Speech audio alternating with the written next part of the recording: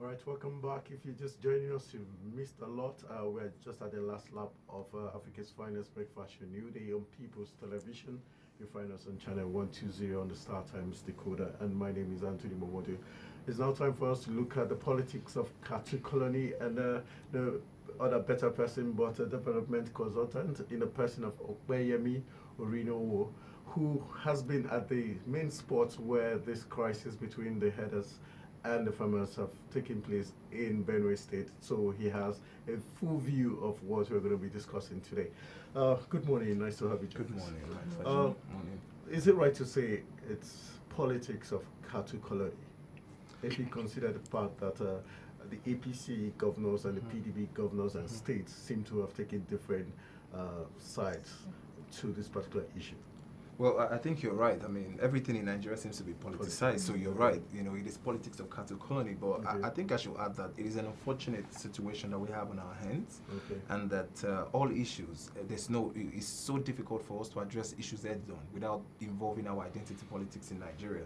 So when we have issues on our hands that are perhaps socio-economic or maybe that raises security challenges, we always find the leaders that we have within the space politicizing the issue. So we're unable to detach our identity politics and tackle the issue head on and face the actual challenge what we are having. So it's even unfortunate that even the framing of the topic is talking about politicizing what we have on ground. It's an unfortunate scenario, especially for development practitioners like us who look at issues from, okay, now this is a problem in our hands, we need to do a root cause analysis, we need to understand where this is coming from, we need to meet with the stakeholders on ground and see how we can move forward. It actually even hinders the work of people who are legitimately trying to get the job going. So it's a very unfortunate situation we have in our hands in Nigeria.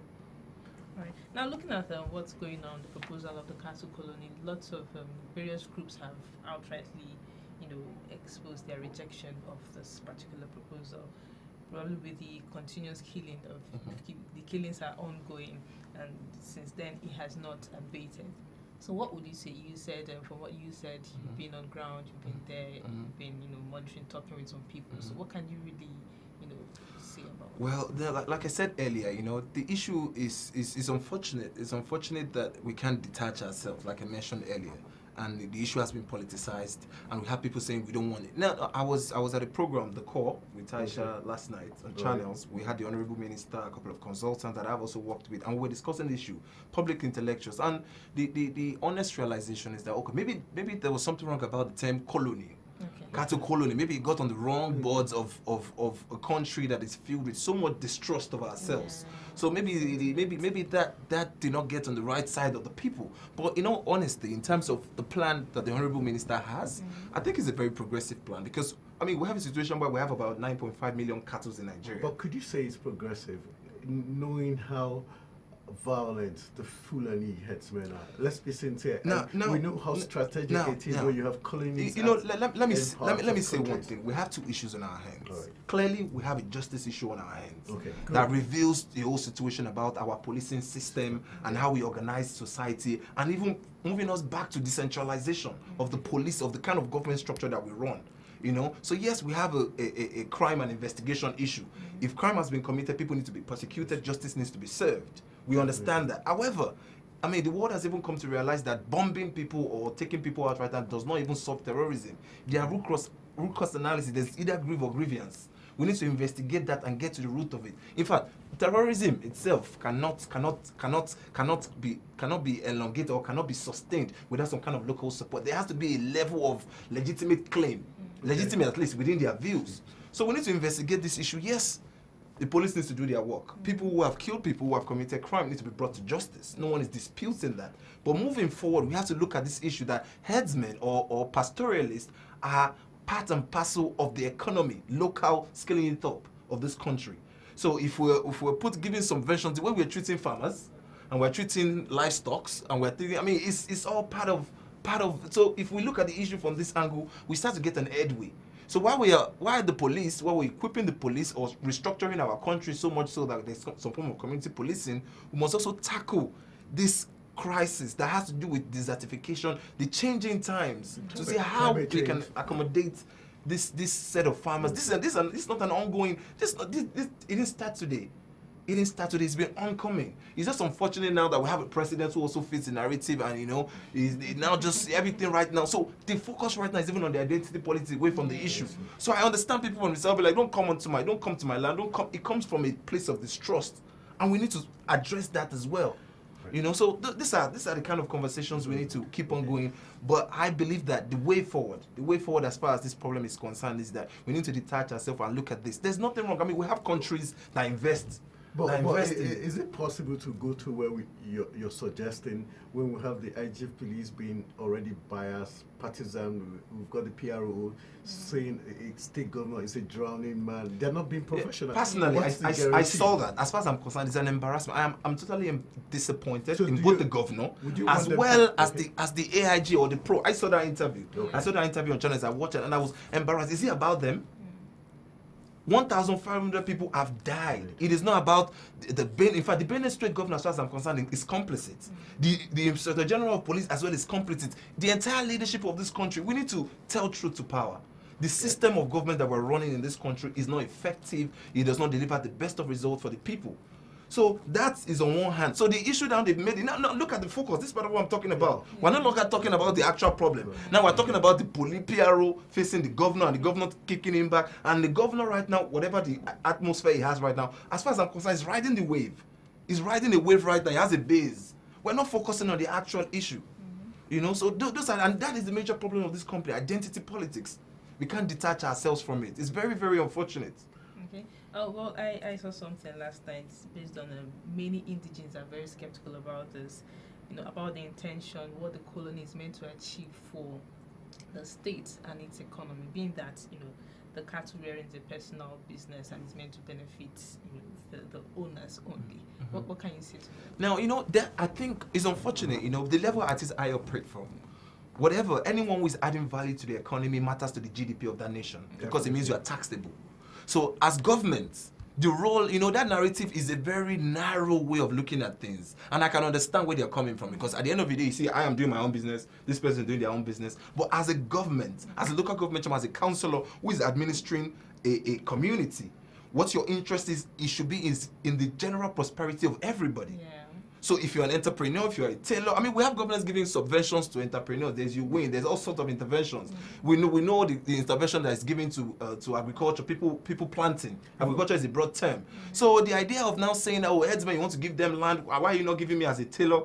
Is a bit redundant. It's reductionist at best. It does not, yes, if you're a tailor, you have a problem. There's nothing wrong with government giving you subvention to the point whereby you become taxable and can add to the revenue. It's supposed to be the government living off the prosperity of the people.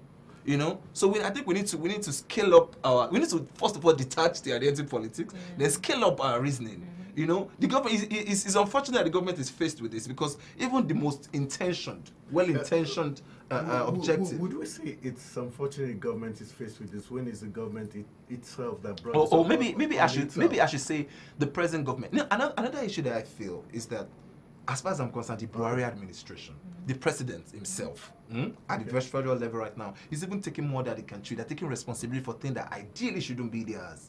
Now, I've traveled within the space. I was in Benue, I was in Kogi, I was in Kaduna. I can assure you and tell you that in all of those 3 states that I went, I met with farmers, met with pastoralists, met with the stakeholders, the government, met with the task force. No situation is the same. The situation in Kogi is different from the situation in Benue. From Benue is different from Kaduna. What are the 3 key things you notice from all your travels? Now, what I will notice, like I said, I would not want to group everything together. But what I would point out is that it has to do with I think it has to do with leadership. We have a leadership problem. Okay. And we have, now in Benue, let me use Benue, put Benue in context. Now in Benue, part of the headsmen, we went to meet the headsmen. We were there with them to understand. We also met with the farmers. Now we have headsmen who are 3 generations. They are moving within the state, but there are 3 generations in Benue. Okay. They are part and parcel. They have no home to go to. This is their home. You get what I mean? Okay. So it's not like they just walked in there 5 days ago. And there were polls that were conducted and you hear the locals. In fact, there are intermarriages going on at this level already within the states. But we have a problem on our hands. There is desertification that's reduced the access to land. There is urbanization that's taking place. A whole lot of issues have hindered the 3 basic things that a headsman needs, which is security, hay, grass, and water. And Benue seems to be in position, they have all of that. No, so this conflict is not that. Now, I went to a farmstead, I call it an hybrid, where you have farmers and herdsmen cohabiting. You know, so and there's like a circular economy within that space. So the manure that comes from the herdsmen, after some time they invite them. So they have a shifting cultivation. They invite the herdsmen to come on that. Now there's still, it's not that there are no conflicts, but they have a local institution, you know, the traditional institution that they both respect. So when there's a conflict of your farm go into that, they settle within the same. Now there were still report of, oh, sometimes what I'm being punished for is not up to what I did. Yeah.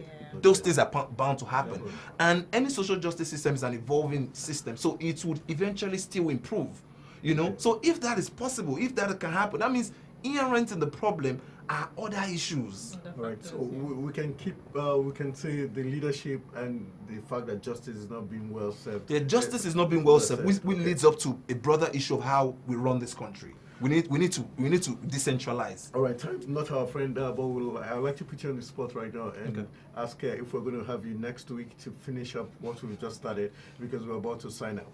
Oh, okay. I mean, once you let me know the time and this beforehand. So we're going to bring him back here. He has lots to unfold. Because you're definitely going to take us through what you experienced in Kogi, in Benue, in true terms, so that we can actually focus on the main issue. Okay. But time not our friend today, but he has promised he's going to be here next week. We're going to bring him back so that we can deal with this completely. But I want to say a big thank you first of all, for the great work you're doing, taking the risk going to those states. You are not captured. I know. All right, I want to say a big thank you to Opeyemi, Oriniowo, who is doing a great job as a Nigerian, and he's a development consultant, and a very great one at that. And he has promised next week he's going to be here. And this is how we call Africa's finest breakfast show, New Day, a wrap. My name remains Anthony Momodu, and over to the Queen to sign us out. My name remains Chinomso Amadi. Do have a blessed Thursday.